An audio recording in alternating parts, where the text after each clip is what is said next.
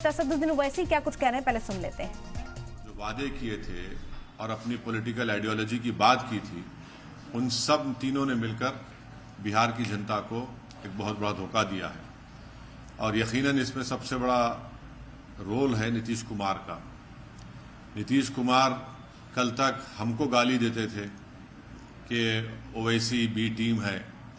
अब नीतीश कुमार को शर्म नहीं आती उसी जगह पर जाकर बैठने के लिए जहां पर हम पर इल्जाम लगाते थे। और नीतीश कुमार ने पॉलिटिकल अपॉर्चुनिज्म कहना तो अंडरस्टेटमेंट होगा, उन्होंने हर चीज का रिकॉर्ड तोड़ दिया है और कोई उनकी बात का न एतबार है न भरोसा है। मैं शुरू से कह रहा था कि नीतीश कुमार फिर से बीजेपी में जाएंगे, मगर लोग हमारी बात पर यकीन नहीं कर रहे थे।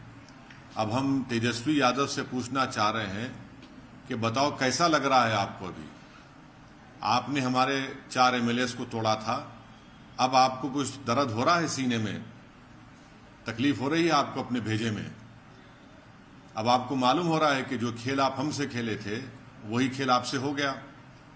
और तेजस्वी यादव और उनकी पार्टी धोखा दी है। 2 मर्तबा नीतीश कुमार को उन्होंने मुख्यमंत्री बनाया। बताइए अब क्या हासिल हुआ आपने? बीजेपी को आपने सत्ता दे दी। नीतीश कुमार तो सिर्फ अभी तो नाम के मुख्यमंत्री रहेंगे, हुकूमत चलेगी बिहार में आरएसएस की, नरेंद्र मोदी की। हम तो यही चीज को रोकना चाह रहे थे। एमआईएम पार्टी इसी को रोक रही थी।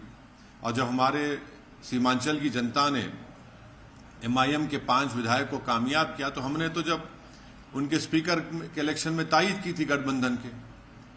मगर तेजस्वी यादव को और उनके परिवार को ऐसा लगता है कि बिहार की जनता एक तरफ और उनके परिवार से कोई भी मुख्यमंत्री बन जाए।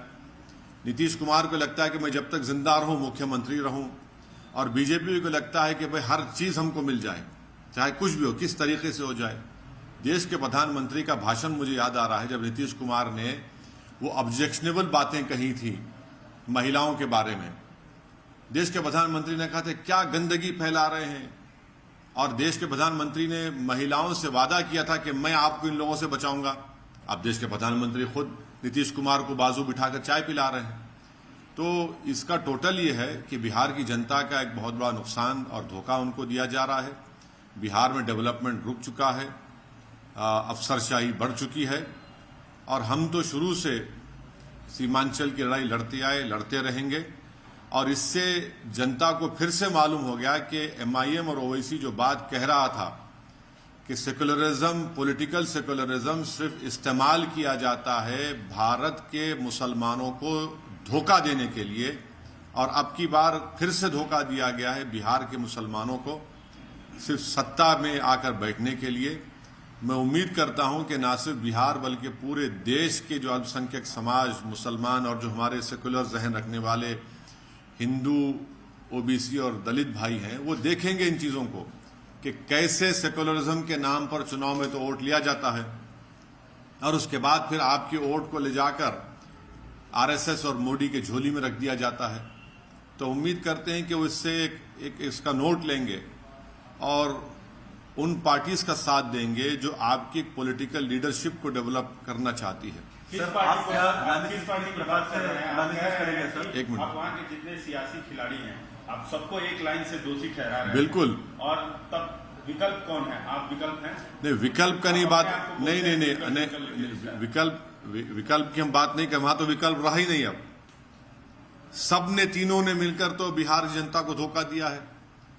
क्या खस्में नहीं खाई थी तेजस्वी और नीतीश कुमार ने? ये बंधन नहीं टूटेगा, हम मर जाएंगे, नहीं जाएंगे। हाँ, आपने क्या, तेजस्वी यादव ने नहीं कहा था कि हम पूरा स्वीप कर देंगे बिहार में, 40 के 40 सीट जीत जाएंगे, बीजेपी को हरा देंगे।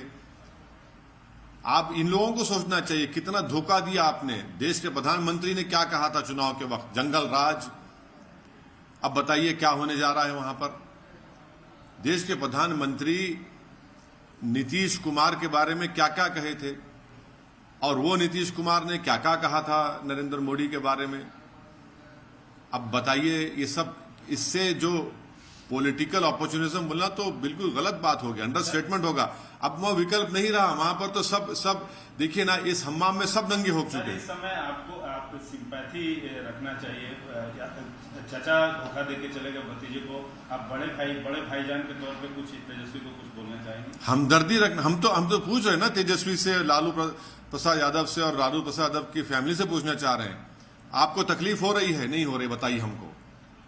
आपके पेट में दर्द हो रहा है नहीं हो रहा है? आपको रात में नींद अच्छी आई आप लोगों को? आपने सीमांचल की जनता को धोखा दिया, हमारे 4 विधायक को खरीद कर, उनका जमीर खरीद कर।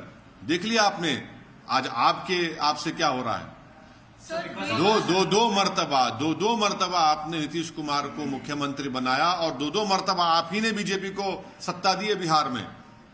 अब बताइए लोकसभा में क्या होगा, इसका कौन जिम्मेदार है? इनको अगर हर चीज का जिम्मेदार तो हमको खड़ा करते हैं। आज ये तीनों पार्टी, देश के प्रधानमंत्री नरेंद्र मोदी, नीतीश कुमार और तेजस्वी यादव, इन तीनों को बिहार की जनता से माफी चाहनी चाहिए। और बिहार का डेवलपमेंट इन्होंने रोक दिया है, और जो ख्वाब बिहार की जनता ने देखे थे उन ख्वाबों को आपने चुकनाचूर कर दिया। जो आपने सोशल जस्टिस की बात की थी, MY कॉम्बिनेशन की बात की थी आपने, EBC की बात की, सब क्या हो गया? वो जो आपने सर्वे किया था क्या हुआ उसका? सब खत्म करके रख दिया आपने। अपने लालच से, अपने पर्सनल एम्बिशंस को आपने बिहार की जनता और उनके ख्वाबों को पूरा करने के ऊपर आपने उसको पूरा करने की कोशिश की, अपने पर्सनल एम्बिशंस को। So what do you think is the future of India Alliance now that one of the persons who pioneered the alliance has left? Do you think there is a political future to this alliance in the 2024 elections?